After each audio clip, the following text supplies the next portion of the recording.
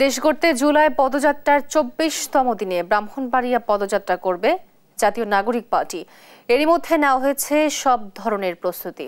এ বিষয়ে বিস্তারিত জানাতে যুক্ত হচ্ছেন সহকর্মী মেহেদিনুর পরশ। পদযাত্রা ঘিরে স্থানীয়দের উচ্ছ্বাস কেমন দেখছেন এবং প্রস্তুতির বিষয়ে বিস্তারিত জানাবেন। হ্যাঁ, তো আপনাকে জানিয়ে রাখি, জাতীয় নাগরিক পার্টি এনসিপির ২৪তম পদযাত্রা আজ ব্রাহ্মণবাড়িয়ায়। তো আজ সকালে ১১টার মধ্য দিয়ে তাদের দোলাযাত্রার যে কর্মসূচি কিন্তু শুরু হয়েছে। আমি এখন দাঁড়িয়ে আছি যে ব্রাহ্মণবাড়িয়া যে সার্কিট হাউস মিলনায়তনের সামনে। এখানে বেলা ১১টা থেকে যে জাতীয় নাগরিক পার্টি এনসিপির যে নেতৃবৃন্দ রয়েছেন তারা কিন্তু এখানে অবস্থান করছেন।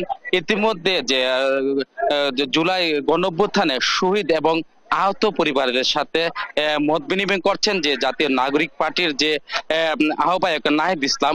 ইতিমধ্যে আমরা দেখতে পাচ্ছি যে যারা জুলাই গণঅভ্যুত্থানে যারা আহত এবং শহীদ হয়েছে তাদের পরিবার কিন্তু এখানে এসেছেন এবং সবার সাথে কিন্তু তাদের সাথে তিনি মত বিনিময় করছেন এবং তাদের ওই সময়ের ঘটনার বিভিন্ন স্মৃতিচারণ তাদের কাছ থেকে শুনছেন আহ্বায়ক নাহিদ ইসলাম।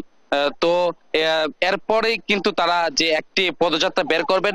এই পদযাত্রাটি শহরের যে কালতুলি মোড় থেকে শহরের বিভিন্ন সড়ক প্রদক্ষিণ করে তারা জেলা শহরে যে পৌর মুক্তমঞ্চে এখানে একটি সমাবেশের আয়োজন করেছেন।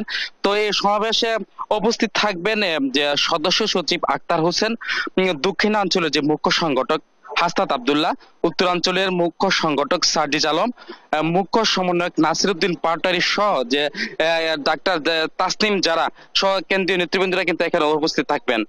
তো এদিকে পদযাত্রা ও সমাবেশকে ঘিরে কেন্দ্রীয় নেতৃবৃন্দকে স্বাগত জানাতে শহরের গুরুত্বপূর্ণ পয়েন্টে নির্মাণ করা হয়েছে তরুণ। এছাড়াও যে ইতিমধ্যে সমাবেশের মঞ্চ প্রস্তুত, সব ধরনের প্রস্তুতি কিন্তু সম্পূর্ণ হয়েছে। তো সমাবেশকে ঘিরে কোনো প্রকার যদি কোনো বিশৃঙ্খল পরিবেশ সৃষ্টি না হয় সেজন্য কিন্তু সব ধরনের পুলিশ কিন্তু সব ধরনের প্রস্তুতি নিয়েছে। তো আমি এখন যেখানে আছি যে সার্কিট হাউস, এখানে কিন্তু যে শহীদ পরিবারের সাথে মত বিনিময় করছেন, এখনো কিন্তু তাদের মত বিনিময় শেষ হচ্ছে না। তো মত বিনিময় শুরু হলে কিন্তু তাদের যে মূল প্রোগ্রাম রয়েছে সেখানে কিন্তু তারা তাদের সমাবেশ করবেন বলে জানিয়েছেন। তো এরপরে তারা চলে যাবেন আমাদের পার্শ্ববর্তী জেলা হবিগঞ্জ জেলায়। তো এ ছিল আমার কাছে সর্বশেষ।